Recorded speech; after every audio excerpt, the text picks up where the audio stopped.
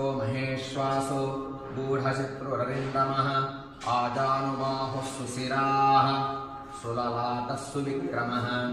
समसमविभक्ताङ्गः समसमविभक्ताङ्गः स्निग्धवर्णः प्रतापवान् पीनवक्षा विशालाक्षो लक्ष्मीवान् शुभलक्षणः धर्मज्ञः सत्यसन्धश्च प्रजानां च हिते रतः यशस्वी ज्ञानसम्पन्नः शुचिर्यश्वः समाधिमान् प्रजापतिसमः श्रीमान् धाता रिपुनिषूदनः रक्षिता देवलोकस्य धर्मस्य परिरक्षिता रक्षिता स्वस्य धर्मस्य स्वजनस्य च रक्षिता वेदवेदाङ्गतत्त्वज्ञो धनुर्वेदे च निश्चितः सर्वशास्त्रार्थतत्त्वज्ञः स्मृतिमान् प्रतिभानवान्